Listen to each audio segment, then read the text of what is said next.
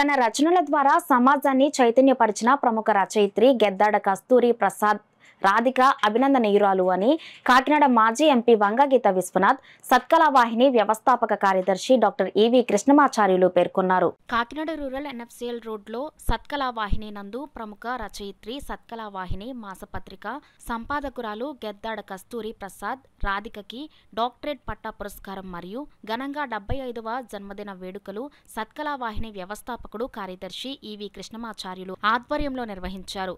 అభినందన సభ మరియు సంగీత కార్యక్రమంలో సత్కళ వాహిని మాసపత్రిక ఆవిష్కరణ ప్రారంభోత్సవానికి ముఖ్య అతిథిగా మాజీ ఎంపీ వంగగీత విశ్వనాథ్, ప్రత్యేక ఆహ్వానితులు కాకినాడ జీజీహెచ్ సూపరింటెండెంట్ సరేళ్ల లావణ్య కుమారి దివ్య ఆశీస్సులతో జరిగిన ఈ కార్యక్రమంలో డాక్టర్ గెద్దాడ బాబు, రాజేంద్ర ప్రసాద్, గెద్దాడ శ్రీకాంత్, శశికాంత్ మరియు కాలనీవాసులు తదితరులు సత్కళ వాహిని కమిటీ సభ్యులు మరియు కుటుంబ సభ్యులు అధిక సంఖ్యలో పాల్గొన్నారు.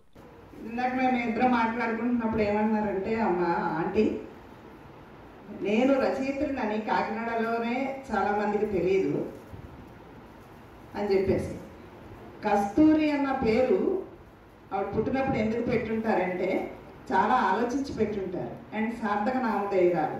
కస్తూరి వాసన మనం ఏమీ దాచినా దాగదు, అది అలా వ్యాప్తి చెందుతూనే ఉంటుంది.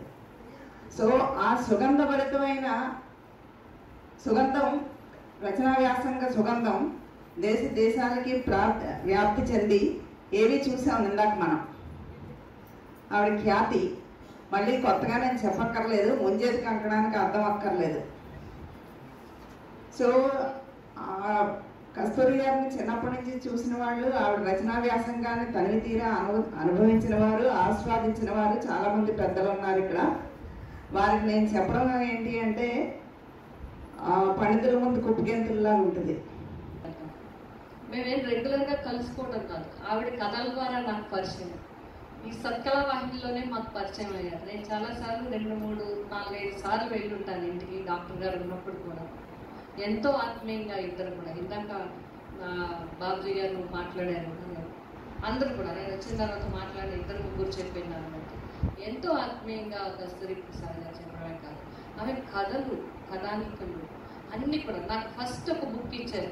అంటే నేను సారీ నేను అంత స్టోరీ బాగా గుర్తులేదు, కానీ నా మనసు మీద కూడా చాలా ప్రభావం చూపించింది నలుగురు కలిసిన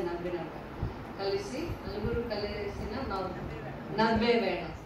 ఆ కథలో స్త్రీ జీవితం పట్ల, స్త్రీ పడుతున్న ఇబ్బందుల పట్ల, స్త్రీ ఏ విధంగా ముందుకు వెళ్ళాలనే దాని మీద ఆవిడ రాసిందంటే ఇది చాలా కాలం అయింది. అంటే ఇంచుమించుగా నేను ఇంకా రాజకీయాల్లో స్టూడెంట్ అప్పుడే వచ్చేసాను కాబట్టి చదువుతున్నప్పుడే ఆ స్టోరీ చాలా ప్రభావం చూపించింది. అంత మంచి అవి నిజం చెప్పాలంటే కథలు కాదు, మన జీవితాలే. రాధికా గారు రాసినవన్నీ కూడా మన జీవితాల్లో జీవితాలే రాశారు. ఒక స్టోరీ బహుశా చదువుకుంటే ఒక 100 మంది చదివితే అందులో ఒక 4-5 నా కథే అనుకుంటారు. ఎన్నో సాంఘిక సాహిత్య రచనలు గావించి కేంద్ర రాష్ట్ర ప్రభుత్వ ప్రశంసలు, అవార్డులు మరి పొంది మన కాకినాడ పట్టణానికే తలమానికంగా ఒక మంచి రచయిత్రిగా స్థిరపడిన కస్తూరి గారు, భర్త గారు కాకినాడ పట్టణ మెడికల్ సూపరింటెండెంట్గా జీవి రాజేంద్ర వ్యవహరించారు. వీరిద్దరు కుమారులు కూడా విదేశాల్లో ఉంటూ ఈరోజు ఈ 70వ జన్మదినానికి వారి కుటుంబాలన్నీ కూడా కాకినాడ రావడం జరిగింది. ఉన్నత కుటుంబాల్లో వచ్చిన వ్యక్తులు వీరి దాంట్లో పెద్ద పెద్ద విద్యావేత్తలు, అడ్వకేట్స్, డాక్టర్స్ అందరి కుటుంబం నుంచి వచ్చిన రాధిక్ గారు ఒక చక్కటి జీవితాన్ని కొనసాగిస్తే ఇవాళ 75వ జన్మదినం జరుపుతున్నారు. ఈ సందర్భంలో వారికి డాక్టరేట్ రావడం అన్నది చాలా గర్వకారణంగా ఉంది మాకు. వారు చేసిన కృషి, వారి యొక్క గొప్పతనానికి నిదర్శనంగా ఈ డాక్టరేట్ పురస్కారాన్ని మరి మా వేదిక మీద మన మాజీ